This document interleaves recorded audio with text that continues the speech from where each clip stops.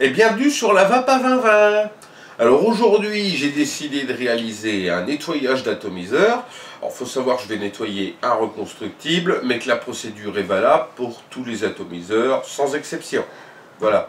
Ben écoutez, on va pas faire des discours pas possibles, on passe directement en plan rapproché et on passe en mode nettoyage. C'est parti! Alors, qu'est-ce qu'il va nous falloir comme matériel? Ben pas grand chose en fait. En premier lieu, du sopalin, évidemment. Vous pouvez utiliser n'importe quoi comme chiffon doux. L'avantage du sopalin, c'est qu'il est très absorbant. Donc c'est pour ça que je l'utilise. Il va vous falloir un bol d'eau chaude. Voilà. Il va vous falloir une petite pince qui va bien, parce qu'évidemment, comme c'est du reconstructible, on va recotonner. Il va nous falloir une petite brosse métallique et des ciseaux, évidemment, pour pouvoir remettre le coton après. Voilà. Donc, la taux que nous allons nettoyer, voilà. Il s'agit du Dead Rabbit. Voilà, toc. Alors, on va déjà étaler une jolie feuille de sopalin parce qu'il reste du liquide dedans. Voilà. Et puis bon, on va le démonter. On va déjà démonter le plateau. Voilà. Alors une fois que vous avez fait ça, tac, prenez le bol et toutes les pièces, ben, vous les mettez dans l'eau. Et c'est parti pour faire la vaisselle. Voilà. En gros, c'est ça.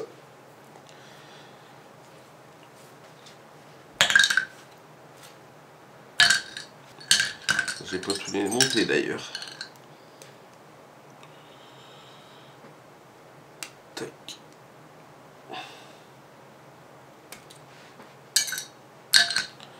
Voilà, donc la taux est en petits bouts.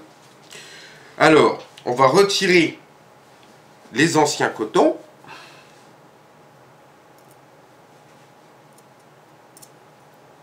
Voilà. Voilà. Et on va nettoyer le plateau, enfin les coils, hein, on va dire, avec un petit peu de surchauffe. Alors vous la montez sur une box. Alors moi en règle générale, je fais le nettoyage à 50 watts. Alors je lui mets 50 watts. Voilà. Et c'est parti.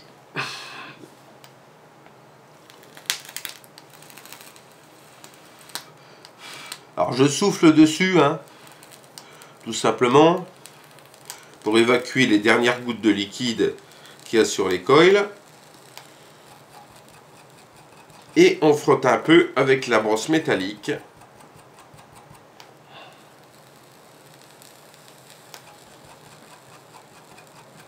Voilà. Alors on n'hésite pas, hein.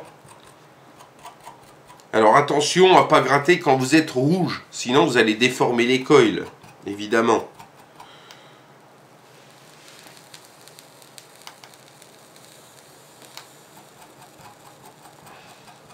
Alors, voyez les petites flammes, hein, c'est pas grave, vous inquiétez pas, c'est normal.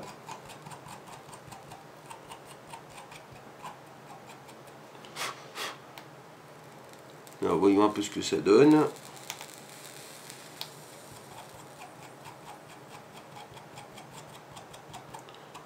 Voilà. Et il est tout propre.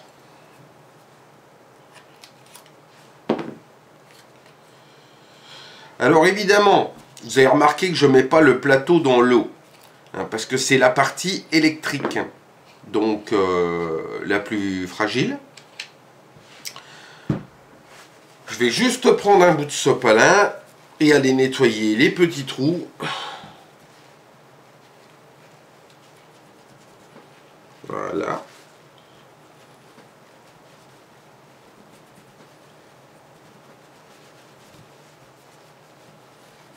Voilà. Et le plateau est tout beau. Alors, pendant ce temps-là, on va essuyer le reste de la vaisselle. Le drip tip. Alors je vous rappelle, je n'ai juste mis que de l'eau chaude, hein, aucun produit. Hein.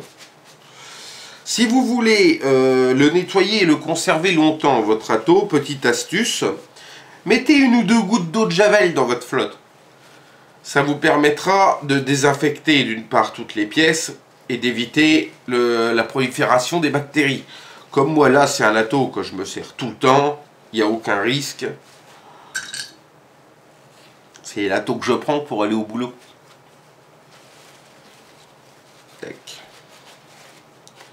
On essuie bien. Ça fasse tout beau, tout propre.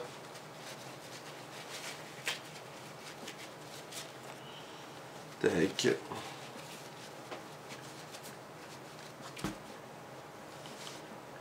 En évitant de casser le verre, ça serait pas mal. Ah ouais, alors le Pyrex, hein, bon vous avez vu, hein, là il est démonté, hein, il n'y a pas de souci, mais bon, il change facilement. Moi j'en ai quelques-uns d'avance quand même, hein, pensez-y, hein, en acheter d'avance.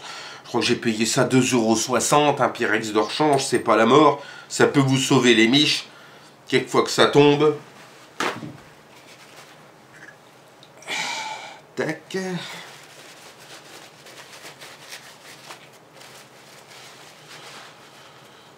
Hop. Alors on n'hésite pas à faire passer le sopalin dans les trous, hein, pour bien absorber toute l'eau. Sinon vous allez avoir un sale goût. Voilà. Et enfin, le top cap.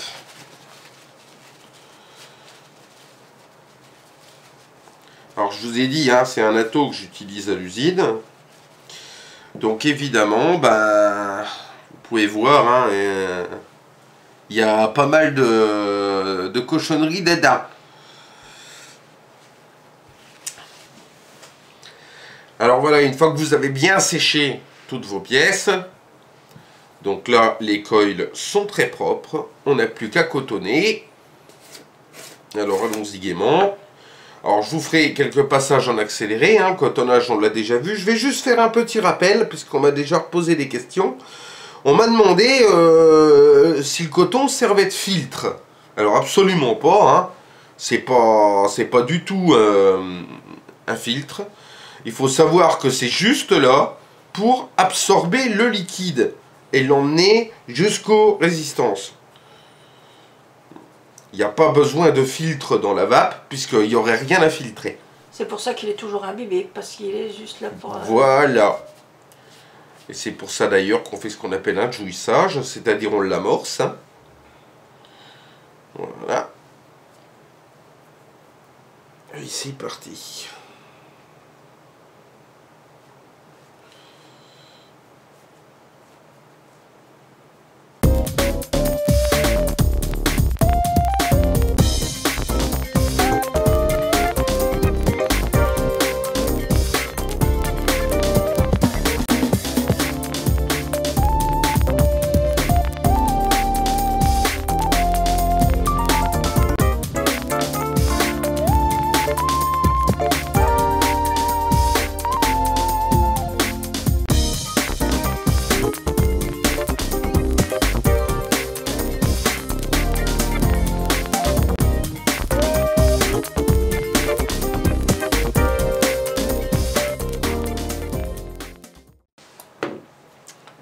Voilà, maintenant on passe au jouissage.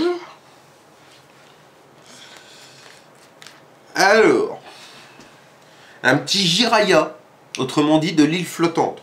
Je vous la conseille d'ailleurs. Peut-être même refaire une revue dessus. Parce que franchement ce liquide là c'est une tuerie. Pour moi, hein, n'oubliez pas les goûts, les couleurs. Hein.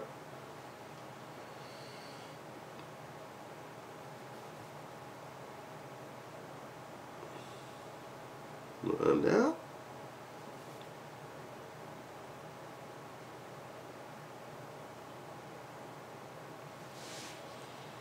Et voilà, c'est jouissé. Et maintenant on passe au remontage. On va déjà remettre la bague. C'est mieux.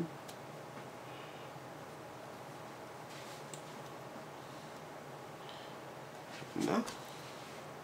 Un petit bout de coton. Tac. Hop. le Pyrex. On l'enquille bien dans son joint. On remet le plateau. Alors sur le Dead Rabbit, c'est un peu galère parce qu'il faut être en face des chéchettes, mais je vais le présenter complètement, hein, le Dead Rabbit.